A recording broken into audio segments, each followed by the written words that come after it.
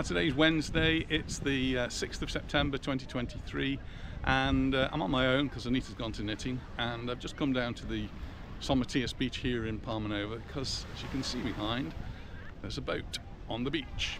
I'll tell you more about it in a minute. Well, it's normal at this time of the year to have some storms, and the damage has been a little bit different over here this year.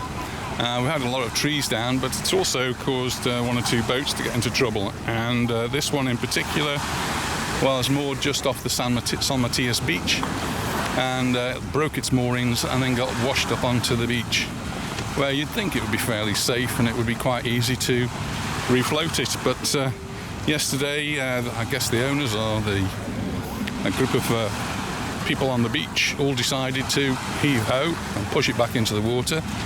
And the Protection Civil said, no, you can't do that. Protection Civil are there to look after safety and things. And very, very quickly, lots of police arrived and said, no, you can't remove that yourself. You can't get it off the beach. You've got to get somebody official to do it. All to do with health and safety. But now they're going to have to pay a lot of money to get that moved back into the water. It looks pretty much intact, but it won't stay that way if it stays on the beach much longer. People will get in there and it'll get ransacked. Happened a couple of years ago, about 2 or 3 years ago, just a little bit further up this exact same beach. A bigger boat actually, and it stayed there for over a year, I think. It was certainly there for a long time. And well, that one eventually got broken up into little pieces and taken away by the authorities. So I hope this one has a happier ending, and that the owners can actually get it refloated back into the water and tied up a little bit more securely. The tape that's been put up here is from the Protection Civil, and here's the boat a little bit closer to it now, the yacht. I'll take the opportunity to give the bottom a good scraping, I think. But it's well and truly aground. Can't see any particular damage from this side.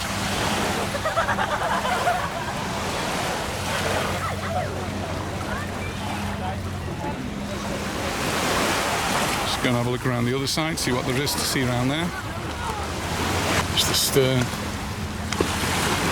can see actually the cabin is now open.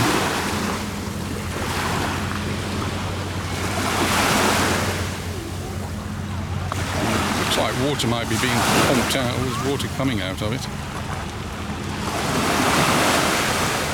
Just be my eyes. Well, we'll see how this one progresses over the next few days. Just hope it doesn't stay here as long as the other one did. It's not the only boat on the beach, there's another one here, a little one that's been washed up. I'm surprised this one hasn't been towed back into the water and remoored, but again it must have broken its anchorage there and come loose. There's an engine on the back, I'm surprised that's still there as well. These things do disappear very quickly once they're left on a beach. I'm not the only person out here filming today. Looks like we've got some press out doing some filming of the boat.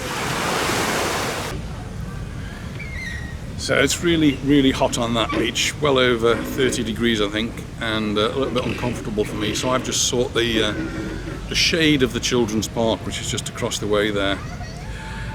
So just about that yacht, it's well, the yacht's going to have to be recovered by some professional body. I suppose it's about leakage into the sea. They don't want to have any contamination, particularly as it's on a tourist beach. And if it were to break up, that would cause more serious problems. The small one though, I don't see why that can't just be pulled back into the water. Maybe the owners have not yet been located, but you can guess that if it stays there, bits of it will disappear over the next few days. Another story which I think I did tell you about, I've mentioned in some of the videos that we've been making, was about in that storm. There were not really any deaths on the island, not that I saw reported. The only thing that was a bit of sad news was that there was a yacht heading for Mallorca, and it simply disappeared. Well, the sad news is now First one and then the other. 2 bodies have now been found, and they've not been identified yet. They're waiting for DNA information to do that. Apparently the bodies are in a poor state. The people that were missing, father and son, and it's going to be really sad for their families. So I'm turning this really into a bit of a news update, so it's not a walk around Palmanova at all, it's a bit of news from the island. And one thing which is a problem in Mallorca, and it's a problem in many places I guess, is housing. There's a bit of a housing problem here, and there's not enough housing, particularly for young people who are trying to get their first homes.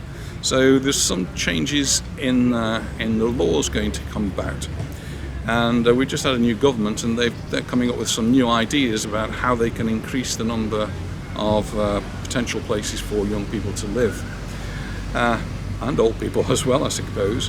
One of them is to raise the height of buildings so that not to take them too high, but to an equivalent level to the buildings around them.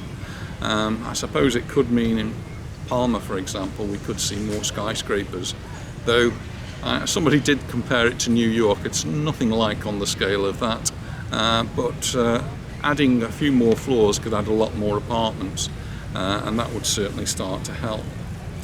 In a similar vein, existing properties which are quite large and empty, they're suggesting that they get broken up into flats or apartments, meaning there's going to be a minimum of 60 square meters for each apartment that's created. So they're not going to be creating tiny little apartments, they're going to be a reasonable size, and 60 square meters, it's going to be perhaps a 1-bedroom, could possibly be 2 small bedrooms apartments, so it could be for a family, and that seems like a reasonable thing to do.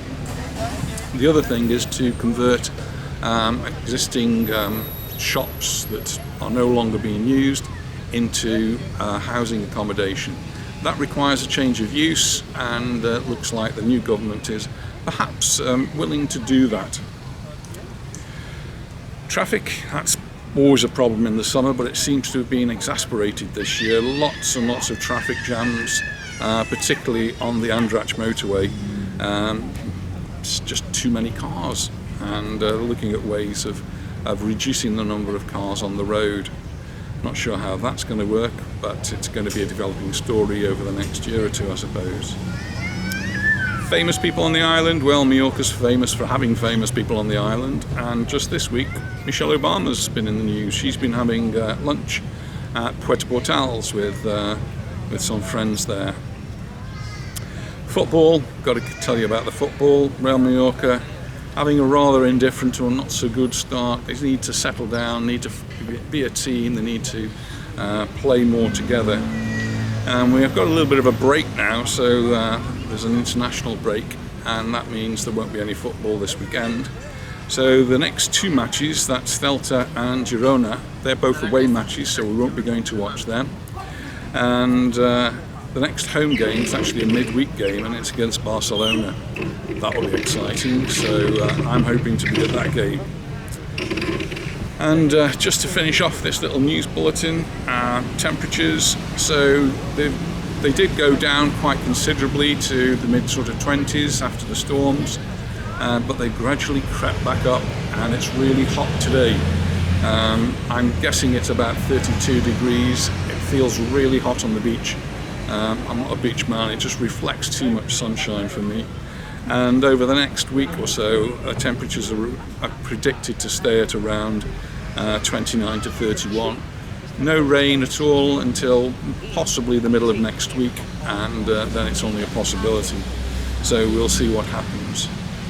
So that's a little bit of a news update from me. Hope you found it interesting, and it's not too noisy with the children and the cars around me.